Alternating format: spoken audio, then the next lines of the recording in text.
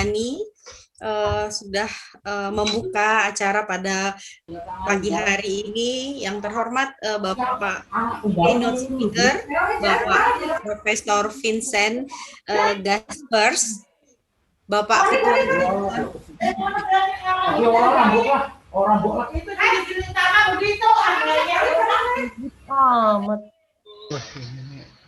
Bapak Ketua Jurusan Ilmu Pendidikan, Bapak Dr. Riswandi MPD dan juga beserta jajarannya. Di sini ada Bapak Ibu Kaprodi di bawah Jurusan Ilmu Pendidikan, ada Kaprodi Magister Administrasi Pendidikan, Magister Keguruan Guru Sekolah Dasar, Magister Teknologi Pendidikan, Kaprodi S1BK, S1 PGSD, PAUD, dan juga Pendidikan Jasmani.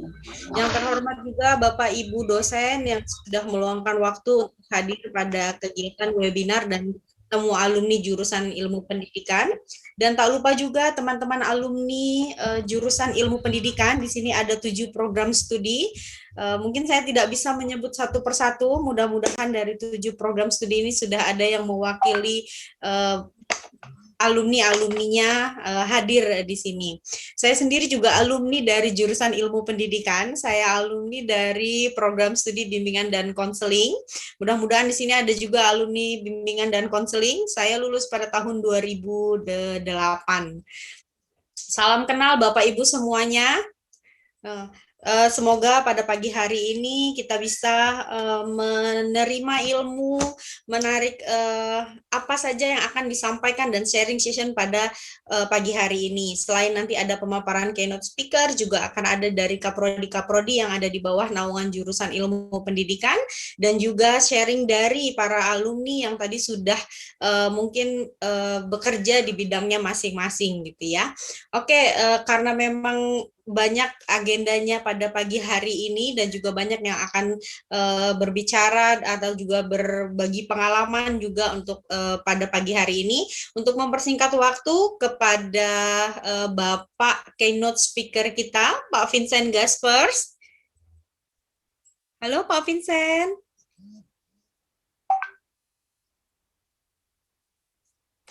Ya, selamat pagi Bu. Ya.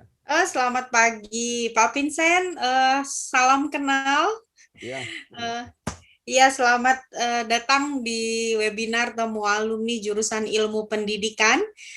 Bapak Vincent akan menyampaikan mengenai strategi pembelajaran abad 21, menumbuh kembangkan self-determined learning. Sangat menarik sekali untuk tema yang akan disajikan oleh Pak Vincent. Prof. Vincent Gaspers, mungkin untuk mempersingkat waktu dan tempat saya persilahkan untuk menyampaikan materinya mengenai strategi pembelajaran abad 21.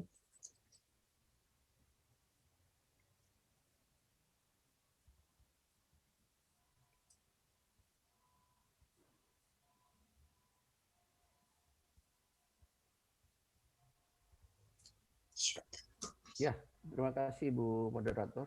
Assalamualaikum warahmatullahi wabarakatuh.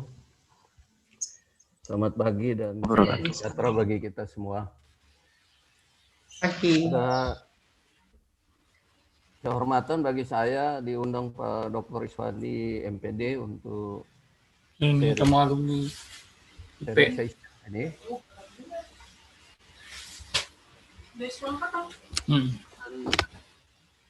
Yang datang belum 200.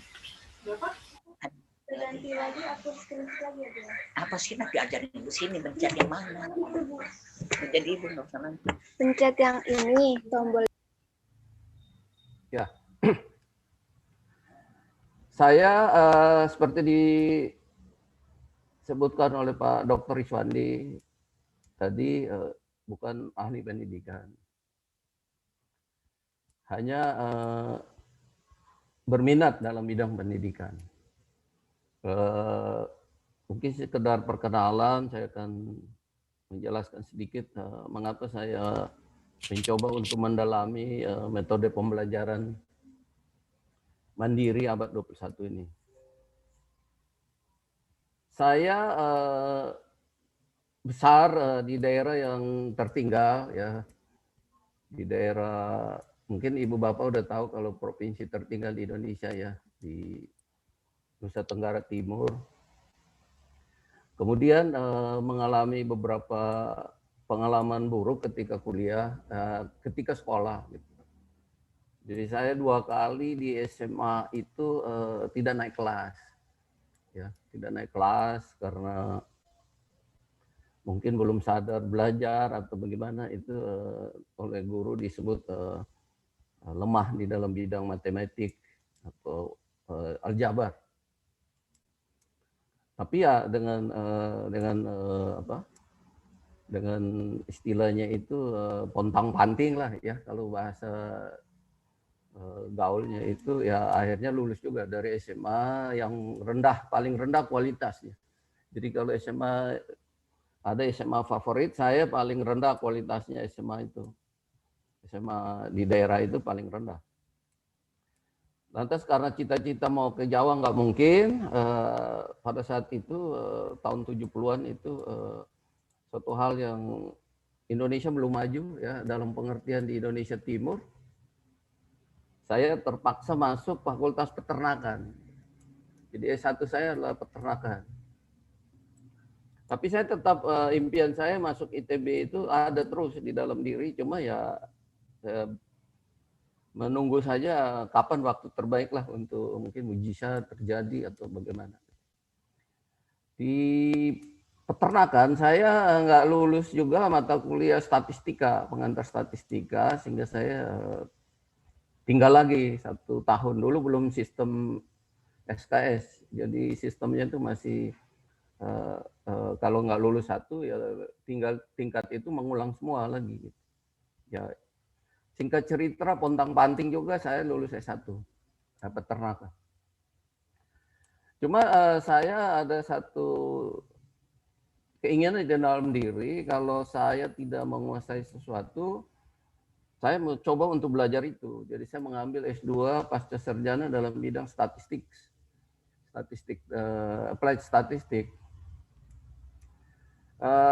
Ya mungkin karena dapat juga mungkin profesor yang bagus atau mungkin ngajarnya baik, ya bisa lulus juga saya jadi master dalam bidang statistik. Setelah itu saya coba untuk mengambil lamar ke S3 ITB di Bandung, Institut Teknologi Bandung. Waktu melamar ke sana dianggap oleh orang sana ini nggak salah jurusan gitu. Ya, karena S1-nya itu bidang peternakan, S2-nya statistik, tapi kalau ambil S3 teknik sistem dan industri. Itu istilahnya di dalam industri itu yang paling tinggi lah istilahnya.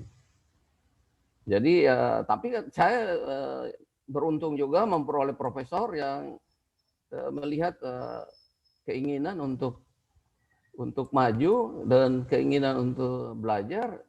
Dia menghubungi ke guru besar saya, mantan rektor IPB waktu itu, Profesor Andi Hakim Nasution. Jadi katakan tes saja anaknya, orangnya, kalau memang sanggup ya masuk aja sesuai dengan peraturan. Gitu. Lantas saya diberikan beban yang cukup berat ya, jadi disertasi harus diselesaikan di dalam mulai dari semester 1 sudah harus proposal dan sebagainya. Pembimbing saya juga harus 6 orang. Harus dari ITB, dari UI, dari UGM, dan IPB. Jadi 6 orang pembimbingnya. Ya singkat cerita mungkin karena keinginan belajar mandiri dari dalam diri mulai tumbuh, akhirnya saya selesaikan itu. Di dalam 4 semester saya udah lulus dan IP saya 4,0 di ITB waktu itu. Jadi ya orang bilang, apakah Anda ini jenius? Enggak, justru kalau jenius berarti kan track record saya kan jelek dari awal. Singkat cerita, setelah lulus ITB, saya bekerja di industri, di teknik, di bagian industri untuk menangani sistem-sistem industri. Nah, kemudian kejadian berikutnya lagi datang kepada putra bungsu saya, gitu. Putra bungsu saya sama, dia mengulangi lagi sejarah masa lalu saya. Dia nggak lulus, nggak naik kelas di SMA, gitu. Nggak naik kelas di SMA. Di SMA kelas 1 nggak naik kelas. Lantas Kebetulan istri saya seorang dokter, kemudian kita berdiskusi kenapa gitu ya kita pergi ke psikotes untuk bagaimana anak ini kemampuannya. Hasilnya bahwa psikotes mengatakan bahwa anaknya ini IQ-nya rendah. Karena IQ-nya rendah,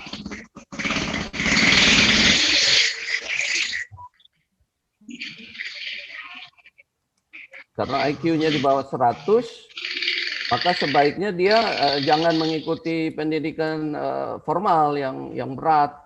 Dan kalau bisa nanti kuliah ataupun itu nggak usah terlalu dipaksa. Jadi cukup D1 aja, mungkin diploma 1. Akhirnya saya ambil keputusan sama istri untuk bimbing aja di rumah, diajarkan ibunya. Jadi ibunya seorang dokter, mengajar dia sebagai belajar untuk